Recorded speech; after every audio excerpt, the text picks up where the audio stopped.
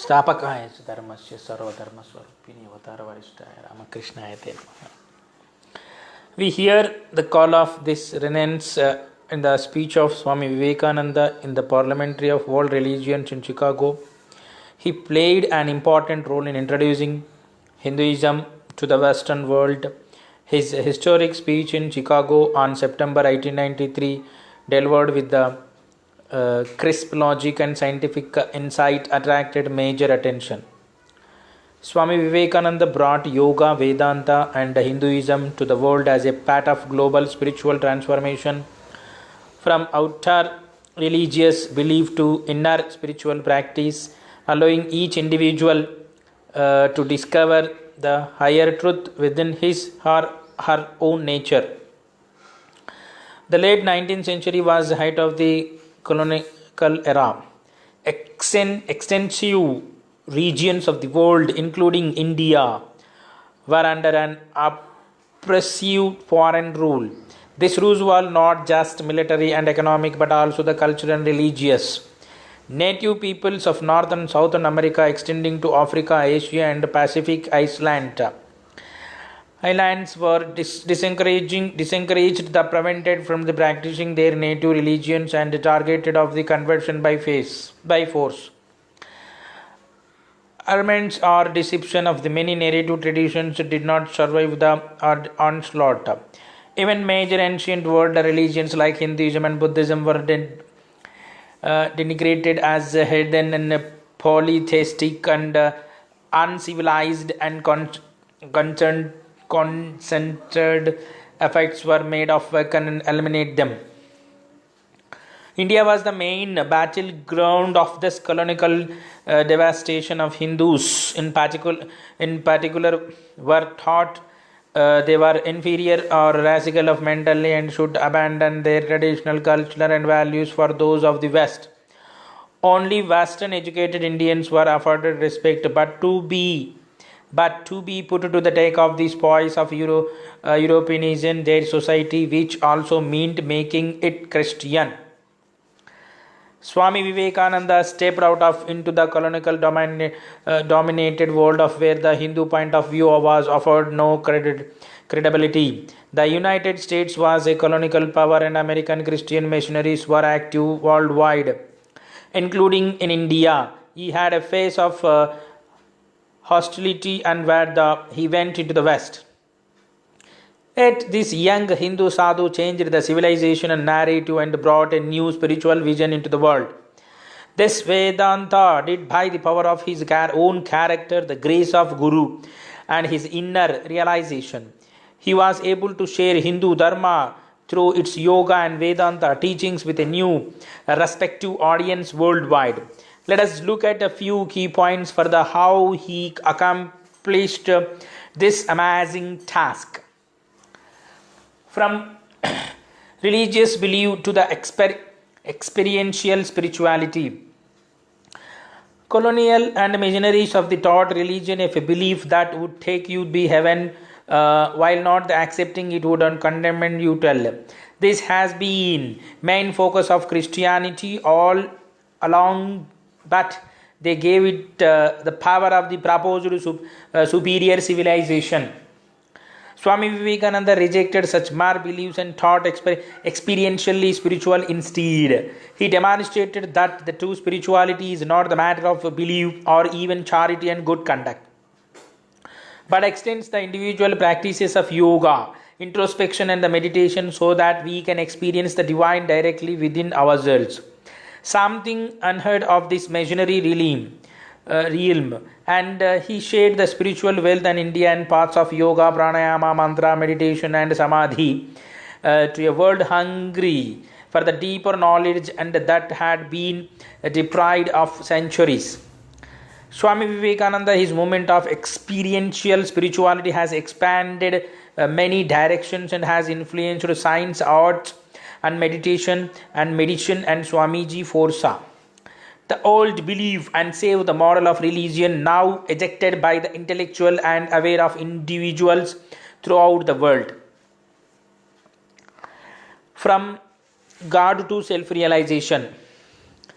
Swamiji emphasized the Vedantic view that the goal of life is self-realization, which means realizing that in our core essence of we are one with the self all beings. This idea of self or Atman is very different than the missionaries' idea of the God who save us from high. For this, we must know ourselves, and which requires that we look and live within. Experiential spirituality aims to self-realization more than any faith and theology idea of God. If God is apart from ourselves, such a God cannot help us. If God or the divine is our true self, it's inner meditation we need, not accepting the some supreme being and or the one God, all knowing, all powerful in the distance. From historical based religions to the cosmic vision, the turn of the 20th century marked the major shift of the scientific vision through the work of Albert Einstein, who taught the relativity of time and space and shared in the new vision of the unbounded universe. Swamiji similarly recast the religion and spirituality and inner sense of the consciousness for understanding the universe as a whole. Swamiji brought yoga and Vedanta Hinduism to the world as a part of the global spiritual transformation from our religious belief to inner spiritual practices, allowing each individual to discover the higher truth within his or her own nature. That one young sadhu could accomplish so much the short time remains the inspiration not only for the youth but for everyone today. Everyone today, the young sadhu accomplished so much that inspiration to everyone today. Science has created the powerful new information technology, but has yet to be unfolded deeper, and science of the consciousness has been suggested from Einstein to quantum physics. The vision of Swami Vivekananda can guide us to another transformation in civilization, from outer technology to an age of higher awareness. In the last 2 centuries, and no other individual has captured the hearts of the youth of Bharat the way of Swami Vivekananda did. He blew energy into the Hindu race, which was entangling the self-loath. He exhorted the people of the Bharat with his words. This is the ancient land where the wisdom made its home before it went into any other country. Here is the same India whose soil has been trodden by the feet of the greatest sages that ever lived. Look back, and therefore as you can drink deep eternal fountains that are beyond, and after that look forward and march forward. Make India brighter and greater, much higher than the ever was. The youth of Bharat must put their energy of these 2 years of the learn and educate themselves and regarding our Vedanta roots and heritage. These are the years of the preparation during which all of us need to spread out of wide and spread message of the Swami Vivekananda, the message of Shakti Seva. Where are the men? Where are the men? That is the question. Young men, my hope in you.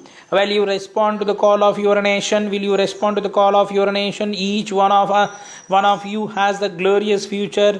If you dare believe me, have you tremendous faith in yourselves? We will then go every country and under the sun, and our ideas will before long be component of the many forces are working in make up every nation in the world. We must enter into the life of every race in India abroad, and shall have to work, bring its worth, bring to this about. Now for that I want young men.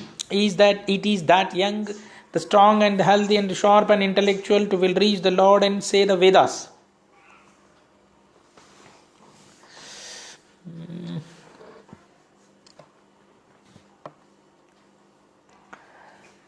I thank you in the name of the most ancient orders of the monks in the world. I thank you in the name of the mother of religions, and I thank you in the name of the millions and the millions of Hindu people or classes and sects.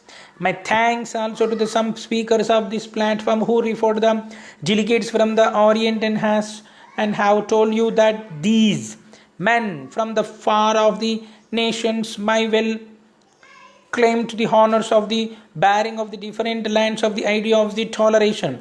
I am proud to be belong to a religion which has taught the world both the tolerance and universal acceptance. We believe not only the universal tolerance, but we accept the religions are as a true. I am proud to be belong to the nation which the sheltered, the persecuted, the refugees, and all the religions and the nations of the earth. I am proud to tell you that we have the gathered in the bosom of the purest remnant and Israelites who came to the southern end of India, took refuge with us, and with the very years in the which their holy temple was shattered, the peace of Roman tyranny. I am proud to belong to the religions has the sheltered, still fostering the remnant to the grand Judaistic nation.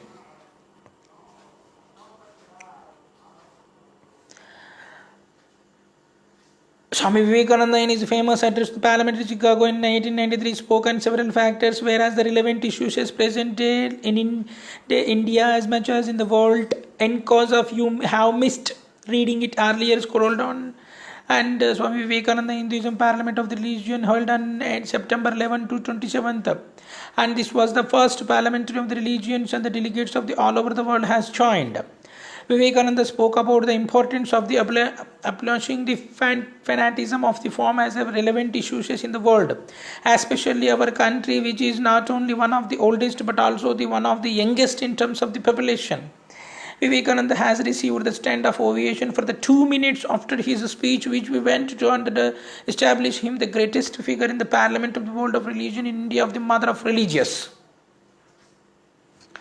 It fills my heart of the joy unspeakable to the rise and response to the warm of the cordial welcome which you have given us. I thank you in the name of the most ancient orders of the monks in the world.